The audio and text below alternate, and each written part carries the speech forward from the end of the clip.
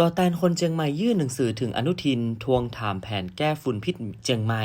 หลังศาลปกครองสั่งประกาศเขตควบคุมมลพิษ4จังหวัดจอดแจ้งความมาตรา157กับผู้ว่าหากก้าฝุ่นเกินมาตรฐานติดต่อกัน7วันคุณผู้ชมครับปีนี้เป็นปีแรกที่จังหวัดเชียงใหม่รวมถึงจังหวัดเชียงรายจังหวัดลำพูนและจังหวัดแม่ฮ่องสอนถูกกำหนดเป็นเขตควบคุมมลพิษตามมาตรา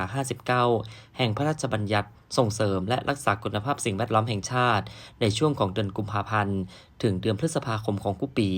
ซึ่งมีผลผูกพันกับหน่วยงานของรัฐทุกระดับต้องดำเนินการตามประกาศเขตควบคุมมลพิษดังกล่าวโดยเคร่งครัดเพื่อจะควบคุมลดและขจัดปัญหาฝุ่นละอองขนาดเล็ก PM 2.5 แต่ดูเหมือนว่าประชาชนในพื้นที่ยังมีความกังวลเพราะจนถึงขณะนี้ยังมองบ่เห็นเป็นรูปธรรมว่าหน่วยงานที่เกี่ยวข้องจะมีแผนหรือมาตรการใดออกมาแก้ไขมลพิษทางอากาศในพื้นที่เขตควบคุมมลพิษแล้วก็แตกต่างจากปีที่ผ่านมาจะได้ก็ตามนะครับล่าสุดนายภูมิวัชระเจริญผลิตผลซึ่งเป็นตัวแทนภาคประชาชนได้ยื่นฟ้องต่อศาลปกครองจนมีคำสั่งประกาศให้4จังหวัดภาคเหนือได้รับการประกาศเป็นเขตควบคุมมลพิษในช่วงของภาวะวิกฤตประจำปีพร้อมด้วยนายวิทยากรองทรัพย์นายบรรณรสบัวขี้จากเครือข่ายสภาลมหายใจภาคเหนือได้เดินทางมาที่สารกลางจังหวัดเชียงใหม่ยื่นหนังสือถึงนายกรัฐมนตรีนายอนุทินชาญวิรากูลผ่านนายศิวกรบัวป้องรองผู้ว่าราชการจังหวัดเชียงใหม่เพื่อทวงถามถึงมาตรการที่จะนำมาใช้ในการแก้ไขปัญหาฝุ่นควันในพื้นที่เขตควบคุมมลพิษนายภูมิบอกว่า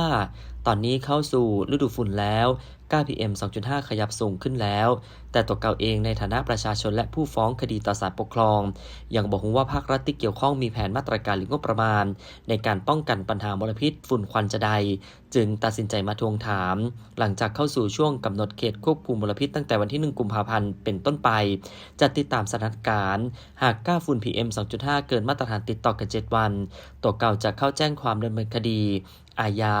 กับผู้ว่าราชการจังหวัดและหน่วยงานที่รับผิดชอบนายภูมิกล่าวว่าที่สำคัญคือประชาชนอย่าบอกว่ามีประกาศเขตควบคุมมลพิษจะฮู้ก็แค่การห้ามเผาตะอั้นตัวอย่างเช่นมาตรการชิงเผามันคืออะไรยังจะชิงพื้นที่ใดมองดูเหมือนเช่นทำมากุ๊กปีอย่างเก่ายังมาหันวิธีเปลี่ยนแปลงในเมืองรัฐบาลมอบอำนาจให้กับผู้ว่าราชการจังหวัดต้องดำเนินการชัดเจนอยู่แล้วว่าจะต้องทำจะใด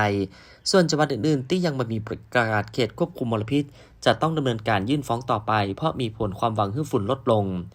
นายวิทยากล่าวว่าการควบคุมพื้นที่เกษตรแปลงใหญ่เป็นเรื่องสำคัญเพราะเป็นแหล่งกำหนดการกำเนิดนะครับฝุ่นควันจากการเผาโดยเฉพาะในพื้นที่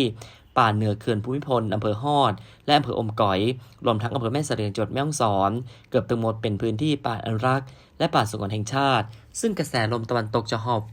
พัดเอาฝุ่นควันจากการเผาเข้าสู่เชียงใหม่นายศิวกรปกป้องรองผู้ว่าราชการจังหวัดเชียงใหม่ระบุจะส่งข้อร้องเรียนของประชาชนนะครับไปยังรัฐบาลส่วนแผนแก้ไขปัญหาฝุ่นควันและไฟป่าทางจังหวัดได้จัดทำแผนยุทธศาสตร์5ปีมีเป้าหมายดึงอากาศดีให้ยาวไปจนถึงช่วงเดือนกุมภาพันธ์ให้ได้ขณะนี้เสนอไปยังรัฐบาลเพื่อพิจารณาเห็นชอบขณะที่ทางจังหวัดประกาศห้ามเผาเด็ดขาดตั้งแต่วันที่1 มกราคมจนถึงวันที่31 พฤษภาคม 2569